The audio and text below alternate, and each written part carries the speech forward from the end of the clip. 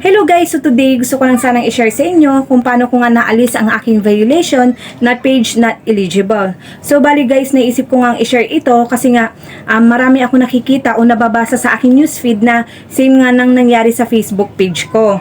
So, ganito lang yung ginawa ko guys. Bale, 7 days na kasi yung violation ko na nandoon sa aking page. So, nakapag-isip-isip ako na nung time kasi na yun guys, nag-a-apply ako for in-stream ads. So, na-reject nga ako dahil nga dun sa violation ko. So, may ginawa ako para maalis yun. So, ganito yung ginawa ko guys. Tara! Ito po ang una natin gagawin guys para maalis po ang ating violation, ang inyong violation na page not eligible. Una, punta po tayo sa ating Facebook page. Then, click po natin ang ating profile. Then may makikita po kayo dito sa tabi ng dashboard na may tatlong dot. Click nyo po iyon. Then, copy link. I-scroll po natin. Then, copy link. Ayan. So, back natin. Ngayon, punta po tayo dito sa ating profile. I-screenshot po natin yan. Ayan, screenshot po natin.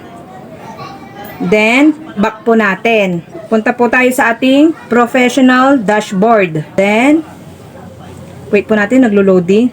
At i-click din po natin itong performance natin. And then, punta po tayo dito sa ating monetization.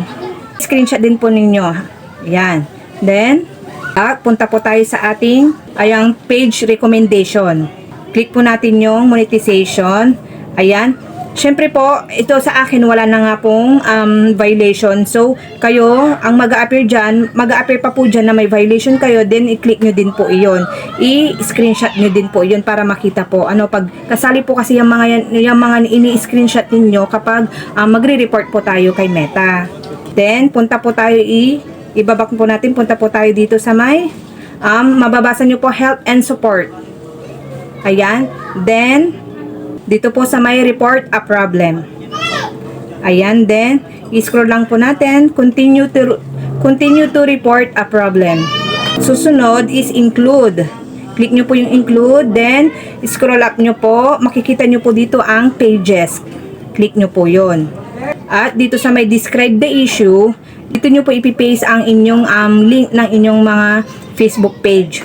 So, dito sa may upload from phone, dito nyo po i-upload yung mga photos na in-screenshot nyo para katibayan na ganun nga po yung nangyayari sa inyong mga Facebook page.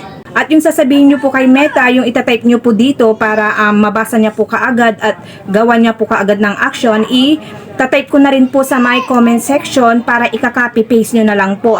Kasi malaking tulong po yun para hindi na po kayo mag-isip kung ano pa yung sasabihin ninyo. And po, pag na-copy paste nyo na po yun nandun sa nilagay ko sa comment section, dito nyo po siya ilalagay. Then pagkatapos nyo po nagawa na po lahat yun, i-click nyo na lang po itong arrow sa taas. Ayan, yung sa akin po kasi, nag-report ako, wala pang 24 hours guys ha, wala pang 24 hours nung na-approve ka agad yung in-stream ads ko. So, ang bilis ka agad, no? Ang bilis ka agad ng action ni Meta doon nga sa ni-report ko. So, nawala ka agad yung violation ko na page not eligible. So, hanggang dito na lang guys, sana nakatulong po ako sa inyo.